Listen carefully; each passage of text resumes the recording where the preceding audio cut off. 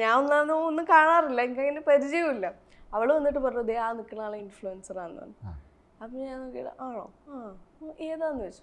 അപ്പോൾ അവൾ എൻ്റെ ഫോണിലാണ് കാണിച്ചു തന്നത്. അപ്പം അതിനകത്ത് പുള്ളിക്ക് ഫുൾ കട്ട താടിയൊക്കെയാണ്, പക്ഷെ ഇവിടെ നിൽക്കുന്ന ആള് ക്ലീൻ ഷേവാണ്, ഇവിടെ മാത്രമേ ചിരിയുണ്ട്. അപ്പം ഞാൻ ഏതാ അയാളൊന്നല്ല. അവള് പറഞ്ഞത് അയാൾ തന്നെയാ. അപ്പൊ ഞാൻ സ്റ്റോറി എടുത്ത് നോക്കി. അന്ന് രാവിലെ ഒരു 6 hours മുമ്പ് എന്തോ അപ്ലോഡ് ചെയ്ത സ്റ്റോറിയിലും താടിയുണ്ട്. അപ്പൊ ഞാൻ ഉറപ്പിച്ചു അയാളല്ല, നിനക്ക് തോന്നുന്നതാണ്. അപ്പൊ ഞങ്ങൾ തമ്മിലൊരു കോൺവെർസേഷൻ ഉണ്ടായപ്പോൾ അത് നിർത്താം എന്ന് വിചാരിച്ച് ഞാൻ പറഞ്ഞു മെസ്സേജ് അയച്ചു നോക്കാം, ആളാണെങ്കിൽ റിപ്ലൈ ചെയ്തോളും.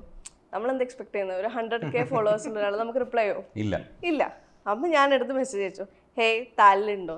പക്ഷെ നെക്സ്റ്റ് ഡേ പുള്ളി റിപ്ലൈ ചെയ്തു, ഞാൻ താലിലുണ്ടായിരുന്നു, അവിടെ ഉണ്ടായിരുന്നോ, എന്താ കഴിച്ചേ, എന്താ കുടിച്ചേ. ഞാൻ എല്ലാവർക്കും റിപ്ലൈ കൊടുക്കാം. ഒരു മെസ്സേജിന് 3 മെസ്സേജ് റിപ്ലൈ. ഞാൻ ഒരു മെസ്സേജിന് റിപ്ലൈ കൊടുത്തല്ലോ, ഇത് ഇവിടെ ഇങ്ങോട്ട് ചോദിക്കണതിന്റെ ബാക്കി ഞാൻ കൊടുത്തതാണ്. ആ സ്ക്രീൻഷോട്ട് അതിനകത്തുണ്ട്. ഞാൻ താലിൽ ഇന്നലെ ഉണ്ടായിരുന്നു, അവിടെ ഉണ്ടായിരുന്നോ എന്ന് ഞാൻ ചോദിച്ചുള്ളൂ. അല്ല പക്ഷെ എന്തോ കഴിച്ചെന്ന് ചോദിച്ചില്ലേ? അപ്പൊ കോഴി അല്ലെന്നല്ലേ എന്റെ അർത്ഥം? കോഴിയാണ്. ഞാൻ ചോദിക്കട്ടെ, കോഴിയാണെങ്കിൽ ആരാണ് ഇങ്ങോട്ട് മെസ്സേജ് അയച്ചത്? എനിക്ക് താലിലുണ്ടോ എന്ന് മെസ്സേജ് ആയിരുന്നു. ഞാൻ തിരിച്ച് റിപ്ലൈ കൊടുത്തത് എന്റെ പർപ്പസ്. ഞാൻ എല്ലാവർക്കും റിപ്ലൈ കൊടുക്കും, നമ്മള് ഓൾമോസ്റ്റ് എല്ലാവർക്കും റിപ്ലൈ കൊടുക്കുമായിരുന്നു. ഇപ്പൊ കൊടുക്കാറില്ല. ആണല്ലേ? എന്നിട്ട് ഇപ്പൊ കൊടുക്കാൻ തോന്നി? അതെന്താണ്? അല്ല ഇപ്പോഴെന്ന് പറഞ്ഞാൽ ഇപ്പൊ കഴിഞ്ഞ വർഷമൊക്കെ ഞാൻ കൊടുക്കുമായിരുന്നു. റിലേഷനിലായല്ലോ, ഇപ്പൊ കണ്ടോ, റിലേഷനിലായല്ലോ, അതുകൊണ്ട് കൊടുക്കല് നിർത്തി. അല്ലല്ല, പ്രതീക്ഷിക്കുന്നതൊന്നുമല്ല ഞാൻ കൊടുത്തത്, ചുമ്മാ റിപ്ലൈ കൊടുത്ത്. ഞാൻ റാൻഡമായിട്ട് എല്ലാവർക്കും കൊടുക്കാറുണ്ട് മെസ്സേജ് അയക്കുമ്പോ. നമ്മള് ചിലപ്പോ ഇഷ്ടപ്പെട്ടിട്ട് അയക്കണായിരിക്കും വീഡിയോ കണ്ടിട്ട്. അപ്പോ ചേട്ടൻ റിപ്ലൈ തരും, അങ്ങനെയൊക്കെ ചോദിക്കുമ്പോ ചിലപ്പോ റിപ്ലൈ കൊടുക്കാൻ അവിടെ ഉണ്ടായിരുന്നു വെച്ചാൽ അവിടെ ഉണ്ടായിരുന്നു എന്ന് പറഞ്ഞു. അതിനിപ്പോ എന്താ പ്രശ്നം?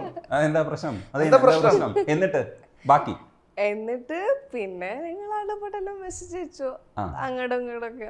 അപ്പൊ പുള്ളിക്ക് ഭയങ്കര ഇൻട്രസ്റ്റ് ഉള്ള പോലെ തോന്നി. ഞാനും തന്നെ പുള്ളിക്ക് ഇൻട്രസ്റ്റ് ആയപ്പോ എനിക്ക് ഇൻട്രസ്റ്റ് ആയി. അപ്പോ പിന്നെ ഇനി ഷാരിഖിന്റെ വേർഷൻ. ആദ്യത്തെ മെസ്സേജ് അയച്ചു, എന്നിട്ട് എപ്പോഴാ ഇത് ഇയാള് കണ്ടിന്യൂസ് ആയിട്ട് മെസ്സേജ് അയച്ചു തുടങ്ങിയത് മനസ്സിലായി? ഞാൻ അന്ന് രാത്രി എന്റെ ഫ്രണ്ടിന്റെ ബാച്ചിലർ പാർട്ടി പരിപാടിയൊക്കെ ആയിരുന്നു.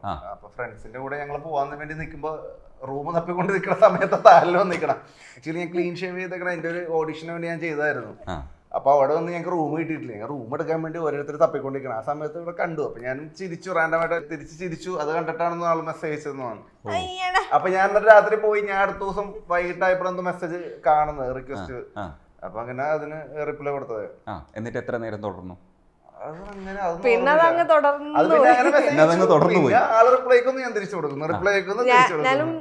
അങ്ങനെ ഓൺ ദി സ്പോട്ട് റിപ്ലൈ ഇല്ല, വർക്കൊക്കെ ഉണ്ട്. അപ്പൊ എന്റെ എല്ലാം കഴിഞ്ഞ് നോക്കുമ്പോ ഒരു മെസ്സേജ് വന്ന് കിടപ്പുണ്ടാവും. ഷാരിഖിന് തന്നെ, ഷാരിഖ് ഫോൺ തുറക്കുമ്പോ എന്റെ ഒരു മെസ്സേജ് വന്ന് കിടപ്പുണ്ടാവും.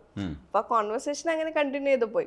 പിന്നെ പുള്ളി എന്റെ ഫ്ലാറ്റിന്റെ അടുത്തുള്ള ജിമ്മിലാണ്. DLF എന്ന് പറയുന്നത് പരന്ന് കിടക്കുന്ന ഒരു സ്ഥലമാണ്, എവിടെ നോക്കിയാലും കാണാം.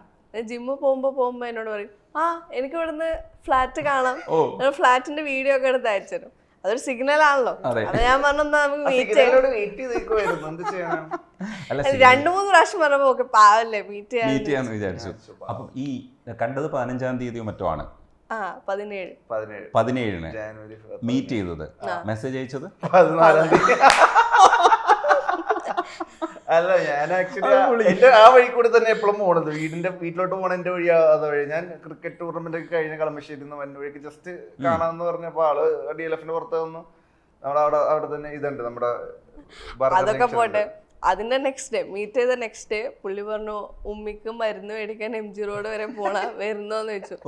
ഞാനാണ് ഭൂലോകം വണ്ടി ഓക്കെ എന്നും പറഞ്ഞ് കൊണ്ടുപോയി. എന്നിട്ട് MG റോഡിൽ ഏതോ റോഡിൽ നിർത്തിയിട്ടിട്ട് പോയി.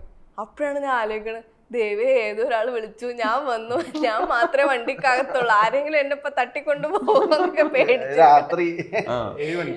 പേടിച്ചിരിക്കണായിരുന്നു. ഈ അന്ന് കണ്ടതിന് ശേഷം, മീറ്റ് ചെയ്തതിന് ശേഷം പിന്നെന്താ സംഭവിച്ചതെന്ന് പറഞ്ഞില്ല?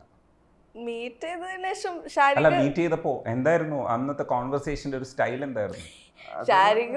ഷാരിഖ് എല്ലാരോടും സംസാരിക്കണ പോലെ വന്ന് സംസാരിച്ചു. കൊറേ നാളത്തെ പരിചയമുള്ള പോലെയാണ് വന്നിരുന്ന് സംസാരിച്ചത്. ഞാനാണെങ്കിൽ ഞാൻ ഭയങ്കര ഫുഡിയാണ്. ഫുഡിങ് ഭയങ്കര ഇഷ്ടമാണ്. കുറെ ക്വാണ്ടിറ്റിയും വേണം. ഒറ്റ മെസ്സി ഫ്രൈസ് ഓർഡർ ചെയ്തിട്ടുള്ളൂ, 2 ഡ്രിങ്ക്സും. അപ്പോൾ ഷാരിഖ് ക്രിക്കറ്റ് ടൂർണമെന്റ് എന്തോ കഴിഞ്ഞിട്ട് വരാമെന്ന് തോന്നുന്നു. ഞാൻ കഴിക്കാൻ വേണ്ടി ഒരു ഫോർക്ക് എടുത്ത് വായിലിടുമ്പോഴത്തേന് ശരിക്കും 3 കഴിച്ചു. ഞാൻ ഓർക്കുക ഇയാൾ നിന്ന് തീറ്റയാണ്, എനിക്ക് കിട്ടുന്നില്ലല്ലോ, പറയാൻ പറ്റില്ലല്ലോ, ഫസ്റ്റ് ടൈം മീറ്റ് ചെയ്യണല്ലോ. ഞാൻ ഒരെണ്ണം എടുക്കുമ്പോഴത്തേന് ശരിക്കും 3 കുത്തി തീരെ എനിക്ക് പേടിയായിട്ട് നിൽക്കാൻ വയ്യായിരുന്നു. അതുകൊണ്ട് ഞാൻ കുറെ കോൺവെർസേഷനിലാക്കി. അപ്പൊ കുറെ കഥ പറഞ്ഞു, എന്റെ ഫ്രണ്ടിന്റെ കല്യാണം, താടി പോയി, ക്ലീൻ ഷേവ് ആന്നൊക്കെ പറഞ്ഞ് അപ്പൊ പറഞ്ഞിരുന്നു. ആ ഒരു ഗ്യാപ്പിലാണ് ഞാൻ തിന്നത്. എന്നാലും കൂടുതൽ തിന്നത് ശരിക്കും കണക്കെടുത്ത്